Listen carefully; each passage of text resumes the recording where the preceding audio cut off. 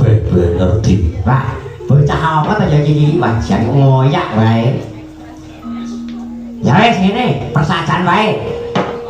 Kaki Puntadewa ditimbali amarga saka dosa kaluputane Kanjeng Nandang. Dosa lupute apa? Dadi kono. Dosa kalupatanipun Koko Prabu menapa ulun. Rasa bingung. Wah, kaki Wedarno. Dosa lan lupute sepisan. Nggone Tarak Brata Amatiraga kena den arani manunggal cipta. Nganti lewo marang keprabone temah gawe daya goro-goro nang kayangan. Nganti gawe menceting woting ugal-agil rengating singating lembuan dini kawah candra dimuka umup mawalian nganti daya panas sumrambah kayanganing para Jawata. Geger mapu yengan walik watu dewa dewi Hapsa Hapsani kena daya pangaribawane Subratanira yen tuwa saka mogane kaki Puntadewa. Lan angka loro Deksura patrape kaki Puntadewa kana kumawani mapaki drajating para Jawata. Kuwi Werkudara. Tandane apa? Madeg jumeneng Narendra Nyakrawati bau dendha nanging boya mawi-mawi tok lha iki. Boya mawi-mawi tok malah ngagem kegelung-keling.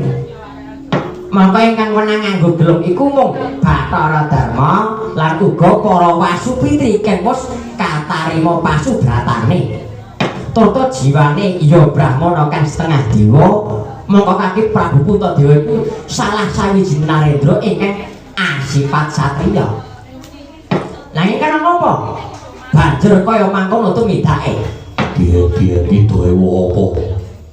Nalika barep kakangku dadi ratu regane negara Ngamarta, kajeke dewa sing nekseni. Apa saiki oke perkara? Tawira kaget to, temu golek-golek. Kowe wong golek salahe barep kakangku bloko wae. Awit wiwit tekamu aku wis ana rasa sujana bareng kowe dawuh yen to bareng kakangku ditimbali menyang kayangan jungkring salopo merga saka gedhene kaluputan. Mulai pancen luput kena disiksa neraka ya mani. Nek wis genah perkarane gandeng bareng kakangku mung digolek-goleki perkara. Wah, Werkudara sing ora trima. Aku tak takut yen to bareng kakangku napa bidana apa sing dadi